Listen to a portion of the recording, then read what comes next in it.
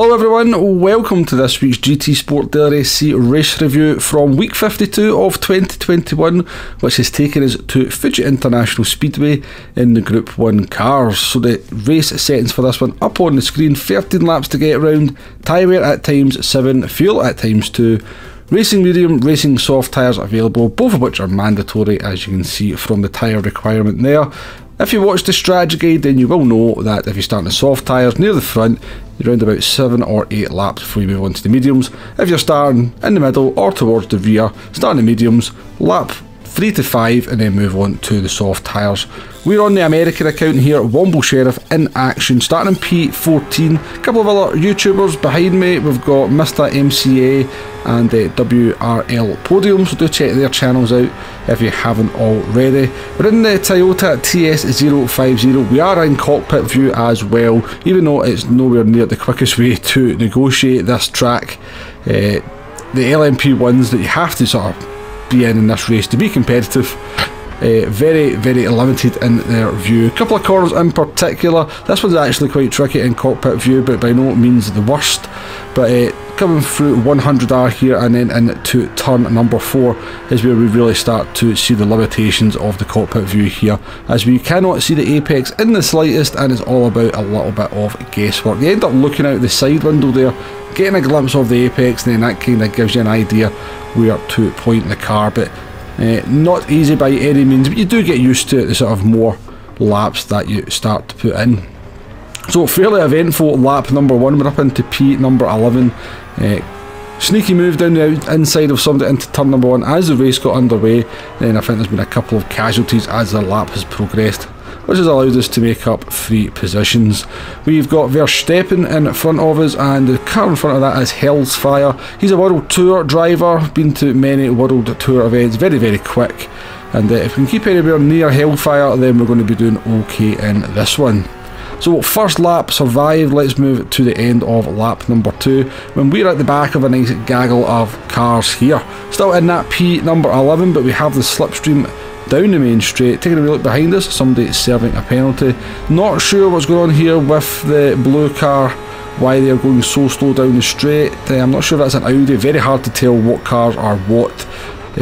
From the back they all look very similar. The Toyota, the Audi and the Porsche all look very similar, so it's hard to tell what car they are. But that looked like a car that had ran out of hybrid, and we make a nice clean, clinical, tidy move down into turn number 1 on that driver.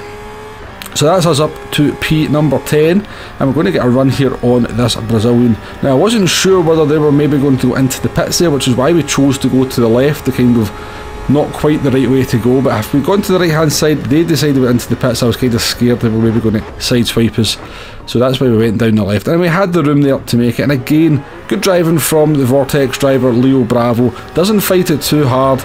Drivers understanding there's no point in really fighting too hard at this point in the race, or we're just going to lose more time. It's all about just getting nice clean laps in and sort of sorting out towards the end, if you like.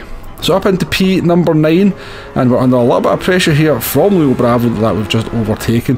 Having a little bit of trouble coming through this final sector. This corner here is the worst corner on the track for cockpit view. You cannot see the apex in the slightest, and it's extremely hard to guess where that apex is as well. And it presents me with trouble just about every single lap when we're playing from the cockpit view. But it's now time to come into the pits, not quite obeying those white lines, and we kind of pay for it by having possibly the worst pit entry you will see this week.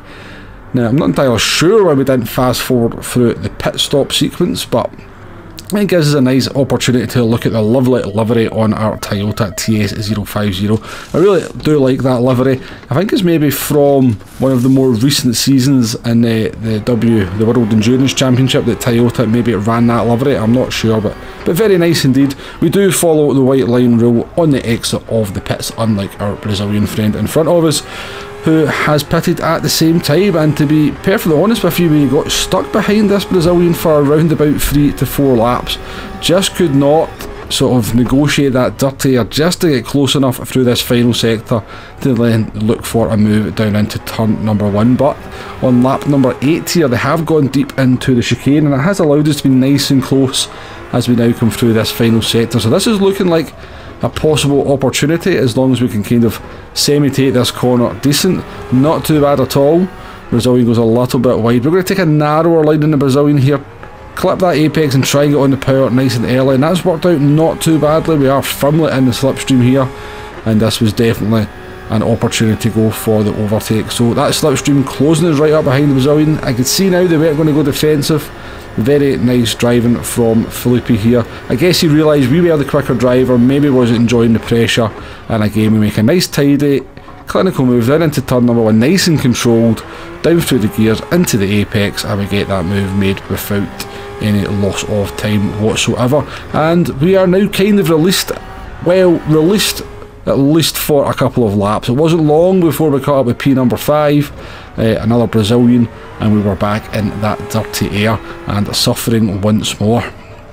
Very, very frustrating, but I think it's fairly realistic. I think the dirty air of these cars is quite a problem for the drivers. Obviously a lot of aero on these LMP ones, so not a surprise that the kind of a lot of disturbed air comes off the back of them, and it's quite difficult to follow another car, particularly through a piece of track like the third sector in Fuji.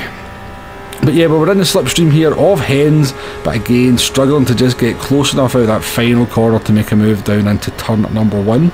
But as we approach turn number 1, the yellow flags I believe are about to come out. There they are, and as we look just ahead there, we have no morons. The Canadian has come a cropper. I think they were fighting with the leader at that point, because I could see we made up time on the leader. So let's take a look at what happened to no morons here. Indeed, in a little bit of a fight with P number 1, the Argentine driver, weaving down the straight. I'm not a fan of weaving down the straight, I must say.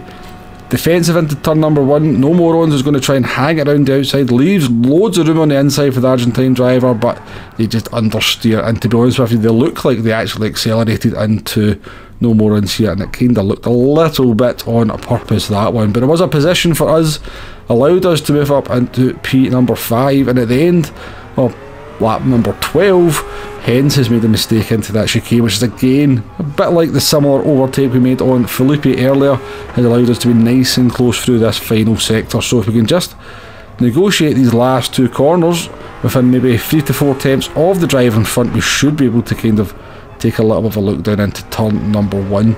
Not quite as close as we were when we were up behind Felipe, so 4 tenths coming out of the final corner, but we are in the slipstream, we are closing up. But I wasn't sure if we were going to be quite close enough to get this overtake done. So Hens actually puts quite a lot of faith in me here and doesn't go defensive. I don't know if they kind of just thought we weren't close enough to go for the move. We do kind of almost do a little bit of classic nose poking, but we managed to get on the anchors just hard enough to stop the front of our car, clipping the back of their car into turn number 1. Now, we don't want to be a hypocrite, do we? We're not a big fan of nose pokers on this channel, and we very nearly became one ourselves.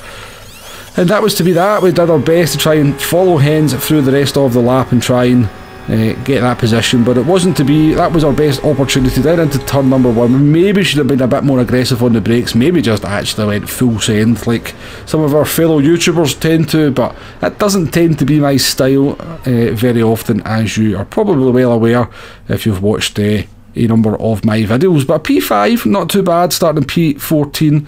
It wasn't exactly a weak lobby, plenty of A+ drivers there.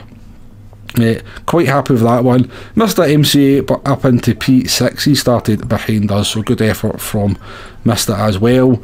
I think that was their first race they had jumped into, so probably not quite up to speed either. I think Podium ran into some problems. I think he finished down in P14, but he says well done to me in the post-race chat, so nice of Podium to say that. But yeah, a nice little race there.